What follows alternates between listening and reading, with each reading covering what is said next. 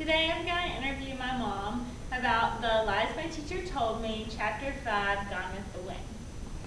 My first question is, Lowen explains how textbooks mention aspects of racism but never connect history and racism.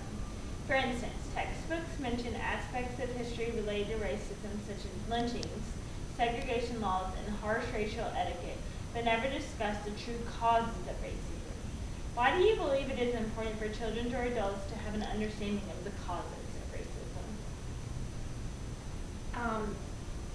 I think it's important because of the emotion. It's a hard issue. Yeah. And when you get to the hard issue, then you can make changes. I can tell you a personal example. I have a little second grade boy that I tutor. Actually, here's a picture right here. Muhammadu Dimbera. He's in the second grade. He is from Africa, Mali, Africa. And last year he was learning about the civil rights movement, and here in Greensboro was the opening of the Civil Rights Museum and the sit-ins. He was learning about that, and Martin Luther King birthday, and so he was getting bits and pieces of the information. He knew that Martin Luther King had made a speech, and that he had a dream, and that he was killed for having that dream and for making that speech. But that's pretty much all he knew.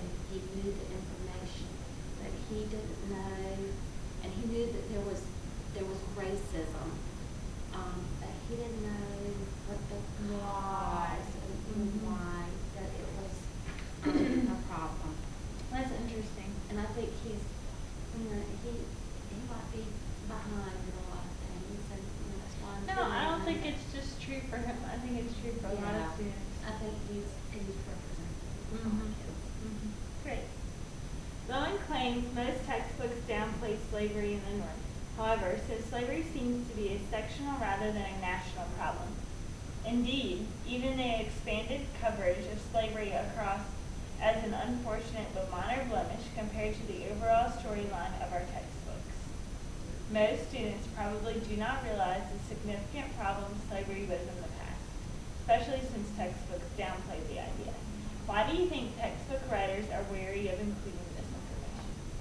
I think textbook writers purposely downplay or even left out that information because it was potentially uncomfortable or controversial, would cause tension in the classroom for teachers, and they would much rather highlight historic heroes.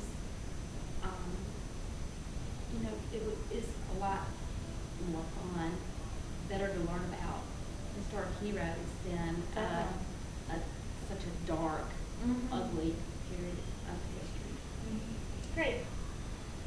My next question is, Lowen describes how some history books describe slaves' living conditions positively. A textbook called American History states they were usually given adequate food, clothing, and shelter. The textbook goes on to further note that slaves had absolutely no rights. Their owners had complete control over their lives, and slaves were almost literally inhumane. Why do you think textbooks have attempted to portray slavery in both a positive and negative light? Well, I've always taught you that there are two kinds of lies, the lie of commission and the lie of omission. And it sounds to me like this is a big fat lie of omission.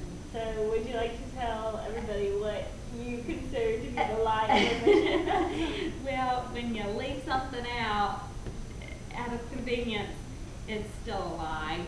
And glazing over the truth.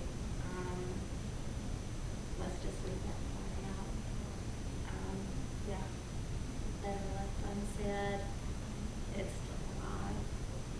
I think that's definitely what that is speaking to. Okay, Lowen claims that textbooks almost anything but slavery differences over tariffs, internal improvements, the conflict between the agrarian South and the industrial North, and states' rights led to secession. It was not until the aftermath of the Civil Rights Movement that many authors started to agree with Abraham Lincoln's belief that slavery was the cause of the war. Why do you think that we as a nation initially failed to admit slavery as the main cause? Well, especially in the South, I'm sure it was very, very scary for them to give up the slaves. Mm-hmm. They were the backbone of their economy. They were picking the cotton and the tobacco and running the farms. Yeah. And they were the horsepower of their economy. Yeah. So to give up their slaves would have just been an absolute failure for Mhm. their economy. Mm-hmm. It was almost like they would have been admitting their faults, and as a human, that's sometimes hard to do. Yeah. Yeah. The following are several shocking facts regarding slavery in the United States. Please describe your reaction to each of these facts individually or holistically.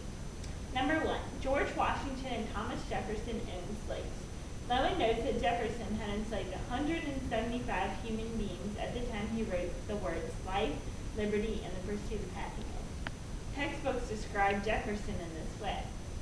Today, Jefferson remains a puzzle for historians.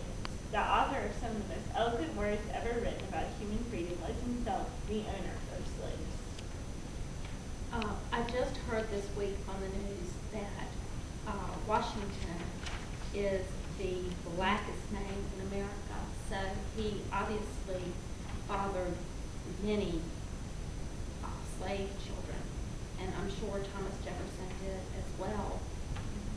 I think it probably would have been slanderous for textbook writers to have written about the fathers of our country in a negative light.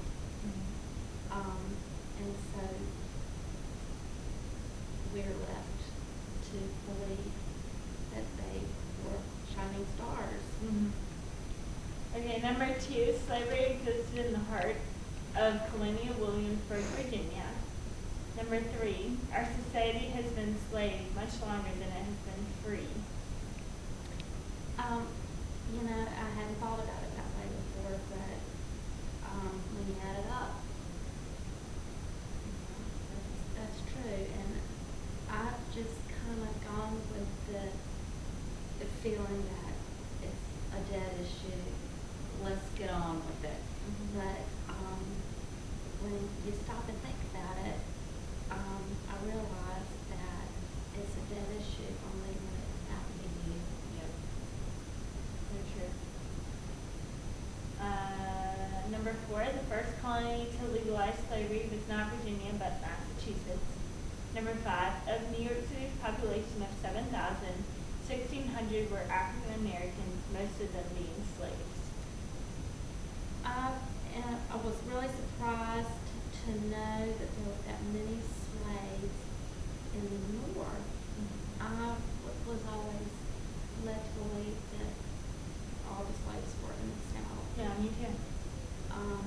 And I don't understand what that many slaves were doing in New York City. I guess because the population was so high, but that was a surprise to me. Number 6, Wall Street was the marketplace where owners could hire out their slaves by the day or week. Make money off of it. Yep. Okay, and then my last question for you is Lowen notes, when textbooks make racism invisible in American history, they obstruct our already poor ability to see it in the present. The closest they come to analysis is to present a vague feeling of optimism. In race relations, as in everything, our society is constantly getting better.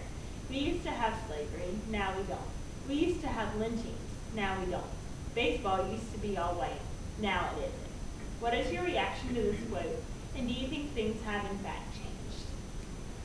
I think there may be a vague feeling of optimism. I think things have changed, yes, but, we still have slavery. We still have human trafficking.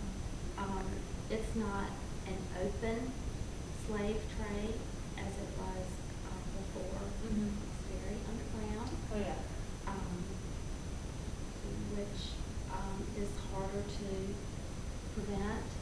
And so, I don't know that that's real optimistic, but Yeah. things have changed. I still think it's on the bad. Yeah. It's all money driven.